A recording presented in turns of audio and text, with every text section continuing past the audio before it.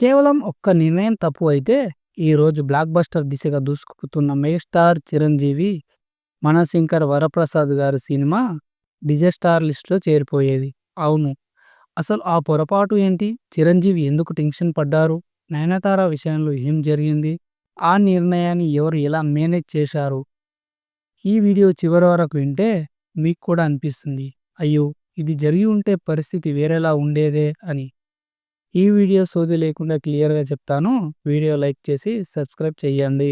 సంక్రాంతి కానుకగా విడుదలైన megastar Chiranjeevi latest movie 'Manashankara Varaprasad' garu. Release అయిన మొదటి షో నుంచే బాక్సాఫీస్ దగ్గర ప్రభంజనం సృష్టించింది. ఫ్యామిలీ ఆడియన్స్, మాస్ ఆడియన్స్‌ని ఆ క్లాస్ సెంటర్స్ నుంచి బి సెంటర్స్ వరకు అన్ని చోట్ల ఒకటే మాట, చిరంజీవి మళ్ళీ ఫుల్ ఫామ్‌లో ఉన్నాడు. ఇప్పటికే 150 కోట్లకు పైగా గ్రాస్ కలెక్షన్స్, బుక్ మై షోలో రికార్డ్ బుకింగ్స్, థియేటర్స్ దగ్గర హౌస్‌ఫుల్స్ బోర్డ్స్, ఇవన్నీ చూస్తే సినిమా ప్రయాణం సాఫీగా సాగింది అనిపిస్తుంది. కానీ అసలు కథ మాత్రం లోపలే ఉంది. అదేంటంటే ఈ సినిమా స్టార్ట్ అయినప్పటి నుంచి చాలామందికి ఒక డౌట్ ఉండేది. ఇది రెగ్యులర్ కమర్షియల్ సినిమా అవుతుందా? ఫ్యామిలీ ఆడియన్స్‌ని మెప్పిస్తుందా?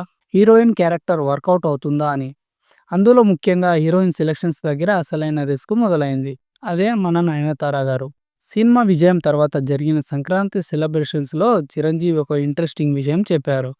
చిరంజీవి మాటల్లోని చెప్పాలి అంటే, నయనతారను తీసుకుంటే తక్కువ సమయంలో ఎక్కువ డేట్లు ఇస్తుందా? బడ్జెట్ పెరిగిపోతుందా? షెడ్యూల్స్ డిస్టర్బ్ అవుతాయా? అనే డౌట్స్ నాకున్నాయి. ఇది చాలా సహజం. ఎందుకంటే నయనతార అనేది కేవలం హీరోయిన్ కాదు. Ladies super star. Pan India range. Time commitment చాలా స్ట్రిక్ట్. ఇదే సమయంలో ఒక్కరోజు డేట్ మిస్ అయినా షూటింగ్ సాగిపోతుంది. బడ్జెట్ పెరిగిపోతుంది. సినిమా ఆలస్యం అవుతుంది. అదే జరిగి ఉంటే ఈ సినిమా పరిస్థితి వేరేలా ఉండేదే. ఇక ఇక్కడే ఎంటర్ అవుతాడు ఆ డైరెక్టర్ అనిల్ రావిపూడి. చిరంజీవి అంటారు, అవన్నీ అనిల్ అద్భుతంగా మేనేజ్ చేశాడు. ఆమెను ఎలా ఒప్పించాడు అనేది నాకు కూడా ఆశ్చర్యంగా ఉంది. అనిల్ రావిపూడి ఈ సినిమాలో హీరోయిన్ క్యారెక్టర్‌ని డెకరేషన్‌గా కాకుండా కథలో కీలకంగా డిజైన్ చేశాడు. చిరంజీవితో వేలు చూపించి మాట్లాడే సీన్స్, వార్నింగ్ ఇచ్చే సన్నివేశాలు, ఫ్యామిలీ ఎమోషన్‌లో బలమైన ప్రెజెన్స్, ఇవన్నీ నయనతార తప్ప ఇంకెవ్వరు అంత పవర్‌తో చేయలేరన్నది అనిల్ నమ్మకం. అనిల్ రావిపూడి స్వయంగా చెప్పారు. అదేంటంటే, వాస్తవానికి చాలామంది హీరోయిన్స్ అనుకున్నాను కానీ, ఆ సీన్స్‌కు కావాల్సిన గ్రావిటీ, చిరంజీవికి ఎదురుగా నిలబడే కాన్ఫిడెన్స్, ఫ్యామిలీ ఆడియన్స్‌కి కనెక్ట్, ఇవన్నీ కలిస్తే నయనతార ఒక్కరే ఫిట్ అని. ఒకవేళ వేరే హీరోయిన్, డేట్స్ సమస్య, క్యారెక్టర్ డెల్యూషన్ జరిగి ఉంటే ఈ సినిమా బ్లాక్ బస్టర్ కాకుండా సో టాక్ దగ్గర ఆగిపోయేది. అంటే ఫ్లాప్ అయ్యే దిశగా వెళ్ళిపోయేది.